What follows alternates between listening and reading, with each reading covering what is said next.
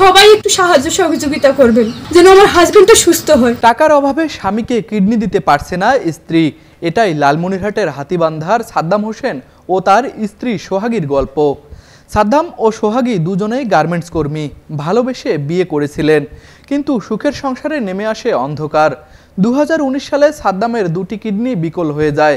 তখন মা শামসুন্নাহার বেগম তার কিডনি দিয়ে ছেলেকে বাঁচিয়েছিলেন, কিন্তু বছর 6 পরে ডেঙ্গুতে আক্রান্ত হয়ে সেই কিডনিও নষ্ট হয়ে যায় সাদ্দামের।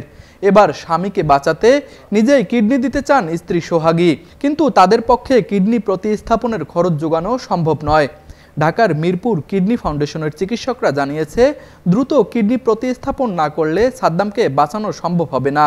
কিডনি প্রতিস্থাপনের জন্য প্রয়োজন প্রায় 12 থেকে 15 লাখ টাকার, যা এই গার্মেন্টস শ্রমিক দম্পতির পক্ষে বহন করা অসম্ভব। গ্রামের বাড়ি ভিটে যা ছিল তা বিক্রি করেছেন অনেক আগেই, এখন কিছুই অবশিষ্ট নেই। আমার ভাইয়ের 2টি কিডনি নষ্ট হয়ে গেছিল। কয়েক বছর আগে আমার মা কিডনি দিয়েছিল, এখন সেই কিডনিটাও নষ্ট হয়ে গেছে। এখন আমার ভাবি কিডনি দেবে, কিন্তু আমাদের আর্থিকভাবে সাহায্য করার মতো কেউ নেই। সবাই একটু সাহায্য সহযোগিতা করবেন যেন আমার হাজবেন্ডটা সুস্থ হয়। আমি একজন গার্মেন্টস কর্মী, আমার ওয়াইফও গার্মেন্টসে চাকরি করে, সামান্য ওয়ার্কার আমরা দুইজনে। আমার ওয়াইফের রক্তের গ্রুপের সাথে মিল আছে, আমরা কিডনি ট্রান্সপ্লান্ট করাইতে চাইতেছি। যেহেতু আরও একবার করাইছিলাম, সেহেতু আমাদের যা ছিল আমরা বিক্রি করিয়া প্রথমবার করাইছিলাম, এখন আবার দ্বিতীয়বার করার মতো কোনো সামর্থ্য নাই।